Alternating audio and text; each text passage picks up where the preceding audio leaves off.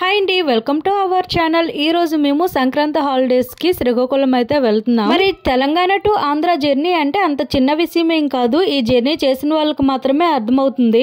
మీరైతే అనుకోవచ్చు ఇంత కష్టం మీద ఎందుకు వెళ్తున్నారు, ఆగిపోవచ్చు కదా అనేసి. ఏ పండగలకైనా ఆగిపోవచ్చేమో, కానీ మేము సంక్రాంతి పండగకి అయితే తప్పనిసరిగా మా ఇంటికైతే వెళ్ళవలసిందే. ఇంకెందుకు ఆలస్యం, తెలంగాణ టు ఆంధ్ర మా జర్నీ, అలానే ట్రైన్ లో మేము పడ్డ కష్టాలేంటి ప్రతి ఒక్కటి కూడా మీకు వివరంగా చూపించాలనుకుంటున్నాను.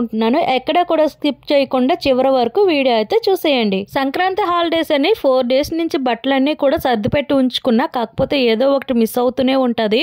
అలానే ఉదయాన్నే లేచి ట్రైన్ లోకి ఫుడ్ అంతా కూడా ప్రిపేర్ చేసేసి త్వరగా రెడీ అవ్వాలనుకున్నాను. మా వారైతే స్కూల్ కి వెళ్ళేటప్పుడు చెప్పి మరీ వెళ్ళారు 11 కి రెడీగా ఉండమని. నేను వంట అది చేసి రెడీ అయ్యేసరికి నాకు ఇక్కడ 12:30 అయ్యింది అనమాట.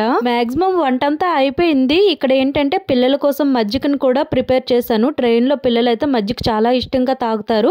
ఇంకా చపాతీ ఒక్కటే ఉంది, ఈ చపాతీ కూడా ప్రిపేర్ చేసేస్తే నేను వంట అయితే పూర్తి చేసేసినట్లే. ఎలా అయితే నేను ఫాస్ట్ గా అన్ని ప్యాక్ చేసుకుంటూ చివరగా అయితే బయటకైతే వచ్చేసాం. ఇప్పుడు మేమైతే స్టార్ట్ అవబోతున్నాము. మేముండే ఏరియాలో మాకు దగ్గరలో ఒక పెద్ద ఫారెస్ట్ ఉందన్నమాట. అక్కడ బోల్డ్ అయిన కోతులు ఉంటాయి. మేమైతే ఆ ఫారెస్ట్ దాటించే వెళ్ళాలి. ఇలా వెళ్లే వాళ్ళు ప్రతి ఒక్కరు కూడా వాటి కోసమని స్పెషల్ గా ఫుడ్ అయితే తీసుకొస్తారు. ఇంకొంతమంది అయితే ఫ్రూట్స్ అలానే కూరగాయలను కూడా తీసుకొచ్చి పెడతారనమాట. చివరిగా మేము ఇప్పుడు సికింద్రాబాద్ రైల్వే స్టేషన్ దగ్గరికి అయితే చేరుకున్నాము. ఈ సంక్రాంతి టైంలో సికింద్రాబాద్ రైల్వే స్టేషన్ అయితే చాలా రష్ ఉంటుంది. అందుకనే బయట మేము షాపింగ్ ఏమీ చేయకుండా పిల్లల్ని తీసుకుని ఎవ్వరూ లేని చోట అయితే ట్రైన్ వచ్చినంత వరకు కూడా అక్కడే కూర్చున్నాము. కొద్దిసేపటికి ట్రైన్ వచ్చింది. ఇంకా ట్రైన్ లోకి రాగానే మాకైతే రిలీఫ్ గా అనిపించింది. కాకపోతే మా పిల్లలకైతే ట్రైన్ ఎక్కగానే ఎక్కడ లేని ఆకలంతా కూడా పుట్టుకొచ్చేస్తుంది. పిల్లలకి స్నాక్స్ పెడుతూ అలా మాట్లాడుకుంటూ పిల్లలతో ఆటలాడుకుంటూ అలా టైం పాస్ అయిపోయింది. చివరిగా అయితే డిన్నర్ టైం వచ్చింది కదా, ఇంకా డిన్నర్ చేసినాక హ్యాపీగా పడుకున్నాము. హ్యాపీగా అంటే హ్యాపీగా కాదు, ఎందుకంటే మాకైతే వైజాగ్ వరకే టికెట్ అయింది కాబట్టి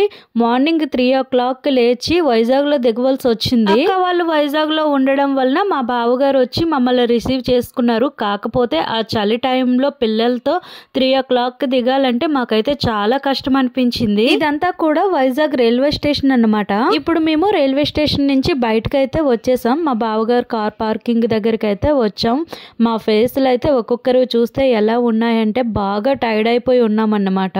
ఇక్కడ చలి కూడా చాలా ఎక్కువగా ఉంది. ఎంత త్వరగా ఇంటికి వెళ్ళి ఎంత త్వరగా పడుకుందామా అనిపించింది. మా పిల్లల్ని అయితే పాపం నిద్దట్లో లేపవలసి వచ్చింది. ఏం చేస్తాం మరి, తప్పదు కదా.